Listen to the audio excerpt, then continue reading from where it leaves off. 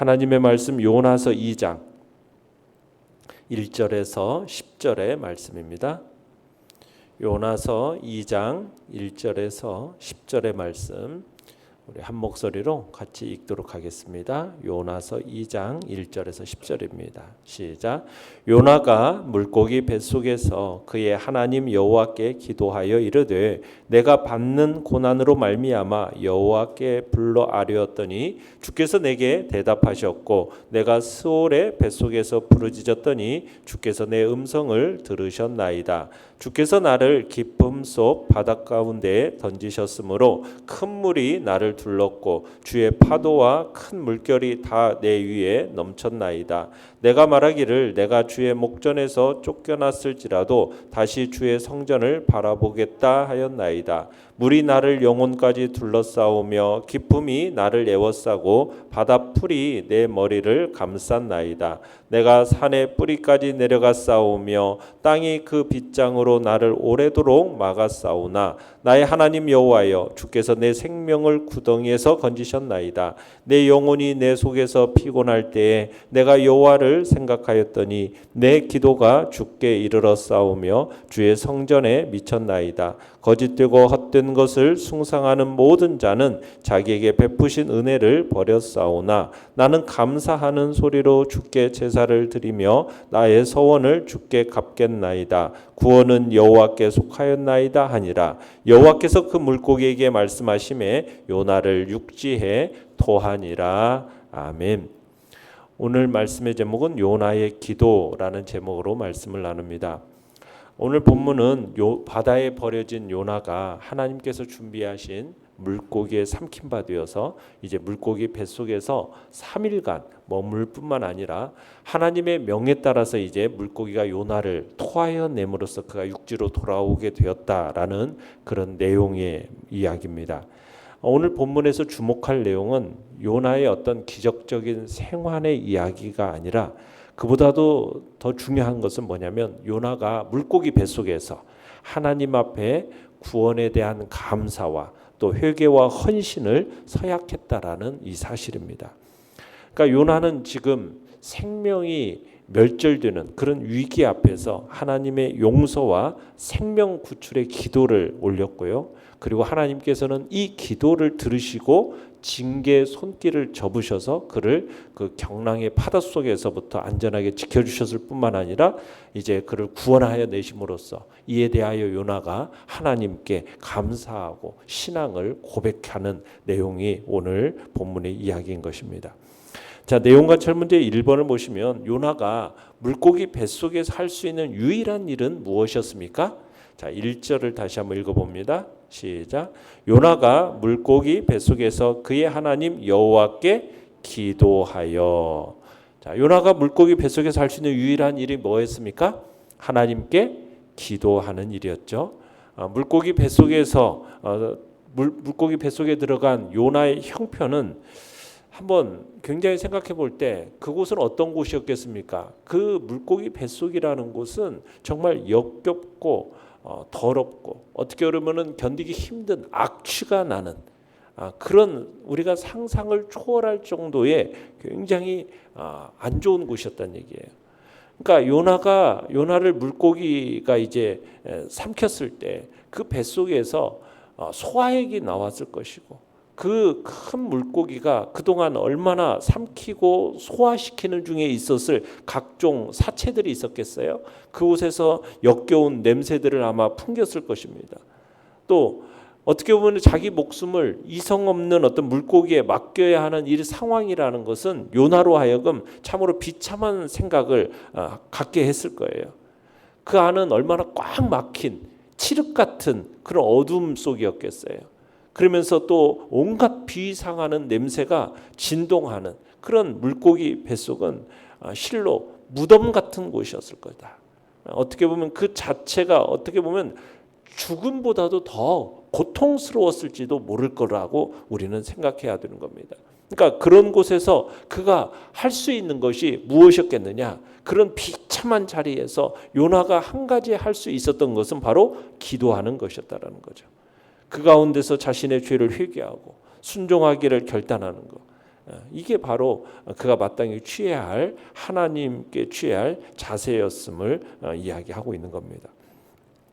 내용 관찰 문제 2번입니다. 요나는 자신이 하나님께 부르짖을 수밖에 없는 상황을 어떻게 설명합니까?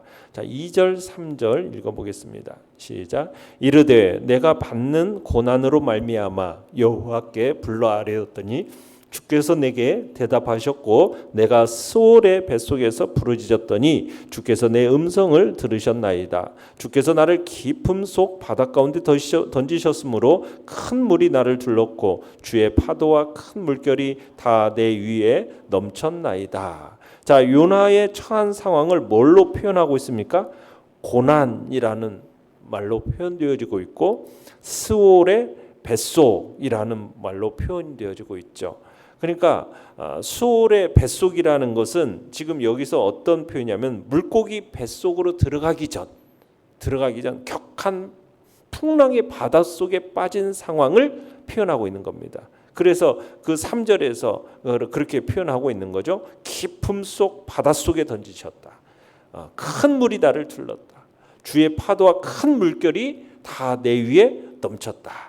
그러니까 지금 격한 풍랑의 파도 속에 빠진 그런 상황을 지금 스올의 뱃속이라고 표현하고 있으면서 지금 요나가 생각할 수 있는 상황은 뭐예요? 죽음 이외에는 생각할 수 없는 그런 상황에 처해 있음을 보여주고 있는 겁니다. 자, 그런 속에서 4절을 읽어보겠습니다. 4절. 시작.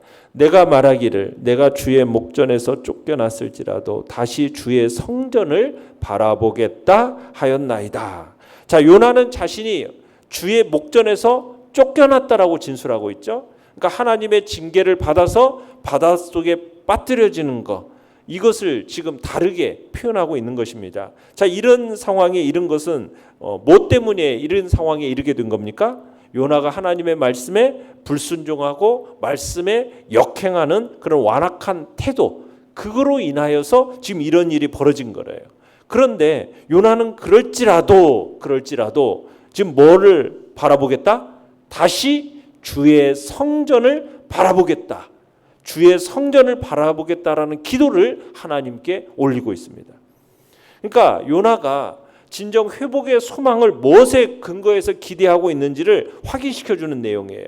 그러니까 지금 요나는 오로지 하나님의 그 은혜로우심, 하나님의 자비로우심, 거기에 기인해서 지금 이 기도를 하나님 앞에 그 구원의 소망, 회복의 소망을 근거를 여기에 두고 있는 겁니다. 지금 요나는 하나님의 목전에서 쫓겨난 바 되었어요.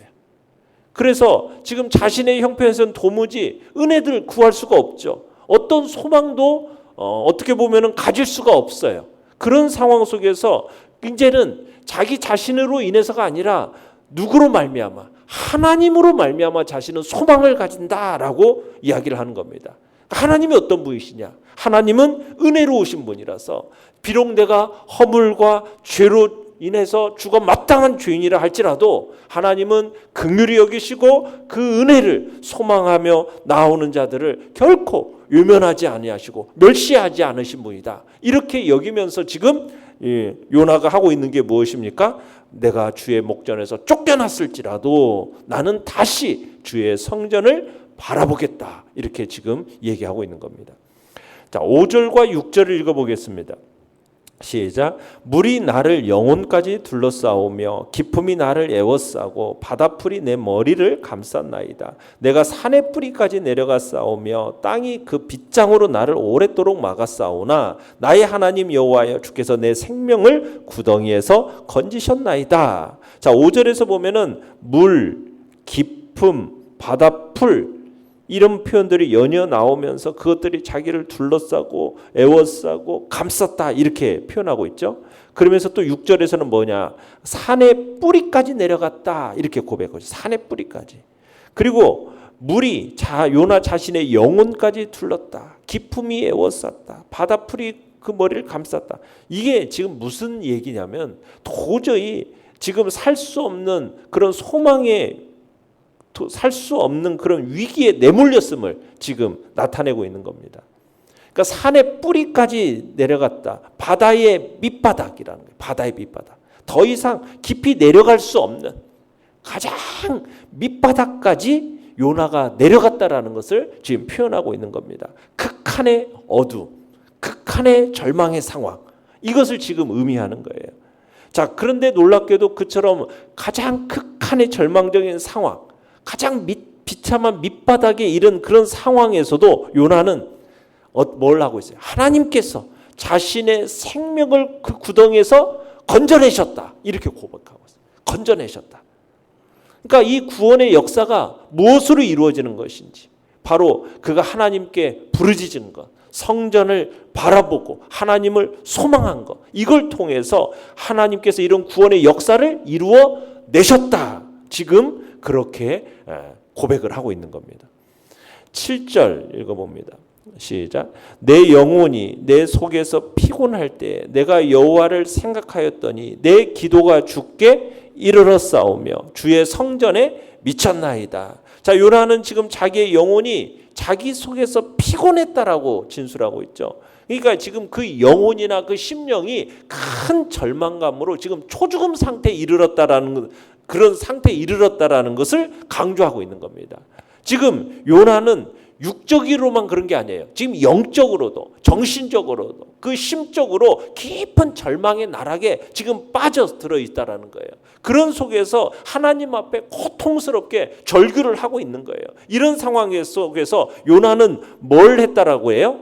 내가 여호와를 생각했다, 이렇게 얘기해요. 그런 초죽음의 상태에서 완전 깊은 절망의 나락 속에서 뭘 했더라?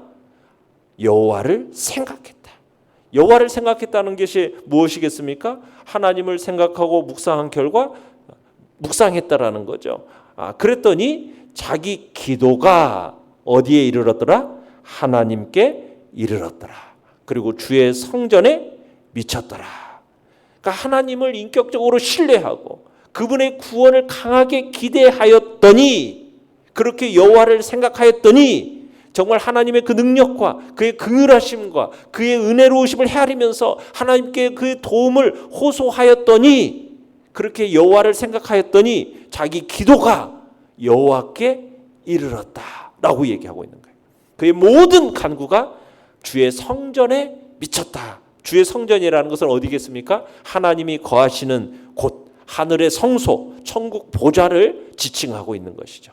그곳에 이르렀더라는 거예요. 자, 8절 9절도 읽어보겠습니다. 시작.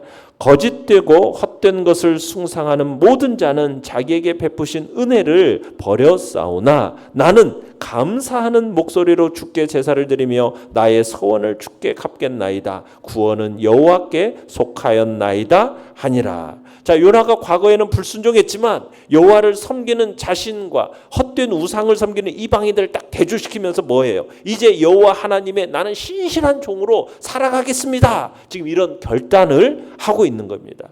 그러니까 요나는 자신이 하나님으로부터 얼마나 큰 은혜를 받았는지를 헤아리는데 그것을 구원이라는 표현으로서 지금 표현하고 있는 거예요. 구원은 누구에게 속하였다?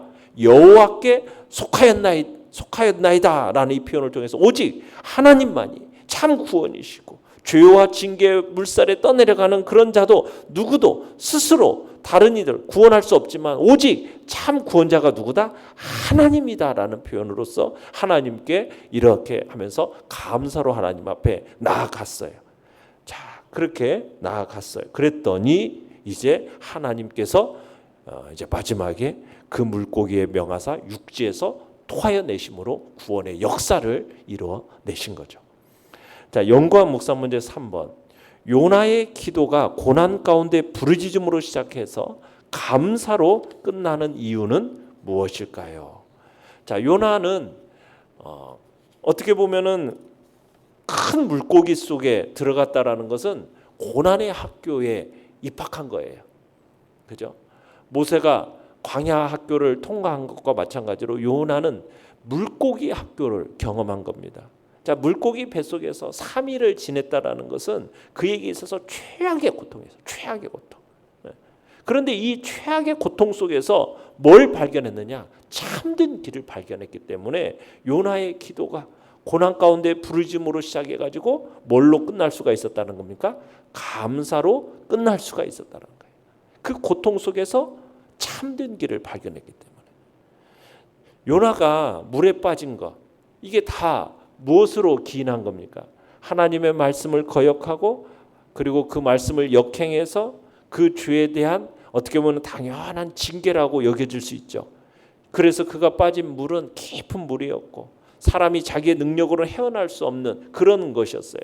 어떻게 보면 그에게는 사형 선고가 내려진 거나 마찬가지였어요. 하지만 하나님은 그 애를 위해서 큰 물고기를 예비하셨고 그를 삼키게 하셨고 그리고 그 뱃속에서 보호하셨고 그리고는 요나에게 새로운 기회를 주신 거죠. 자, 그런 새로운 기회 속에서 요나가 가장 먼저 하고 있는 게 무엇입니까? 회개의 기도를 올렸고 그리고 서원하면서 새로운 헌신을 다짐했다는 거예요. 그러니까 요나에게 있어서 이 사건은 잊혀질 수 없는 놀랍고 극적인 경험이었다라는 거죠. 그것이 우리에게 있어서도 마찬가지입니다. 우리에게 주어지는 매일매일이 하나님이 주시는 새로운 날이에요. 새로운 기회가 우리에게 제공되어지고 있는 거예요. 매일매일이 어떻게 보면 새로운 기회가 제공되어지는 기회라고요. 그렇다면 우리가 요나가 그러했듯이 우리에게 주어진 이 은혜로운 기회들을 바르게 사용해야겠다라는 마음을 가져야 된다는 거죠.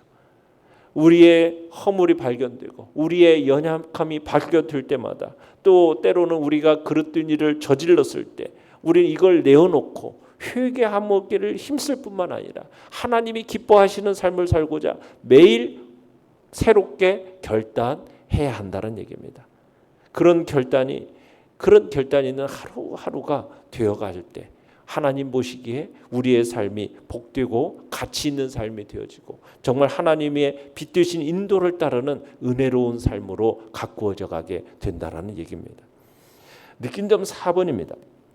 때때로 하나님께서 고난을 통해 우리를 하나님 앞에 엎드러지게 하신 후 감사와 찬송을 회복시키는 것에 대해서 어떻게 생각합니까?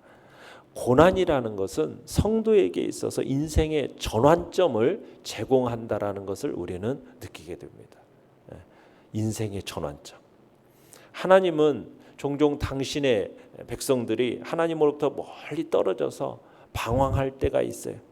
그런 사람들을 다시금 돌이켜서 복종시키는 도구로 사용하시는 것이 무엇입니까? 고난입니다. 이런 고난이라는 것은 우리에게 힘겹죠. 고통스러워요. 그렇지만 우리로 하여금 그 고난은 무엇을 깨닫게 합니까? 죄를 깨닫게 만들고 때로는 우리의 잘못된 습관을 깨닫게 만들고 우리의 그릇된 마음의 생각을 깨닫게 만듭니다. 그러면서 우리로 하여금 삶을 바꾸고 생각을 바꾸게 하는 결정적인 전환점을 제공하는 것이 뭐라고요? 바로 고난이라는 거예요. 그래서 고난이라는 것은 성도에게 유익이 된다는 겁니다.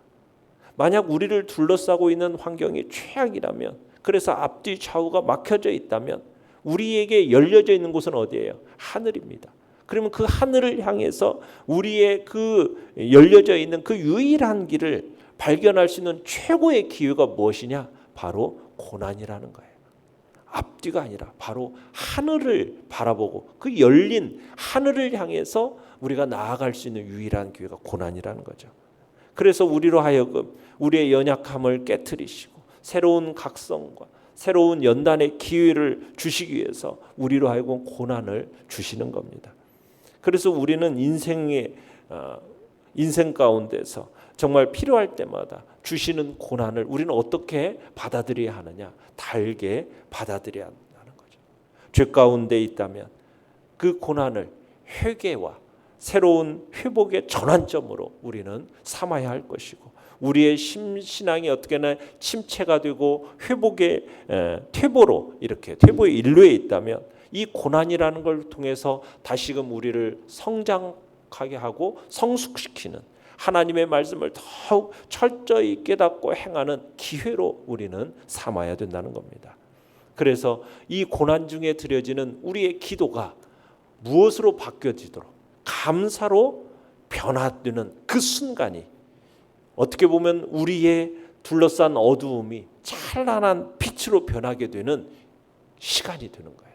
그래서 우리의 마음속에 있는 고난으로 인하여 그 답답하고 말할 수 없는 때로는 하나님을 향한 원망 같은 그런 순간에서 그 마음이 감사로 확 변화되어질 때, 그럴 때 놀라운 구원과 생명의 역사를 일으키는 찬란한 빛으로 새롭게 변화되는 역사를 경험하게 된다는 겁니다. 그러기에 우리는 그 고난을 통해서 마음의 좌절과 절망으로 갈 게 아니라 새롭게 변화시켜지는 전환점으로 우리는 여기고, 그 기회를 오히려 감사의 기회로 여기면서 나가는 복된 자리에 우리 모두가 있기를 간절히 바랍니다. 결단과 적용 5번입니다. 고난당한 것이 내게 유익이라는 말씀의 의미를 이해하십니까? 지금 처한 어려움 속에서 내가 할 수 있는 최선의 선택은 무엇인지 생각해 봅시다. 우리가 처한 어려움 속에서 우리는 환경을 탓하는 게 아니고 원망할 게 아니라 뭘 해야 되겠습니까? 감사의 기도로 변화시키는 그런 복된 자리에 있기를 바랍니다. 자, 오늘의 기도 같이 읽겠습니다. 시작. 고난 속에서 주님을 만나게 하시고 환경을 탓하고 원망하던 말이 감사의 기도로 변화되게 하소서. 아멘.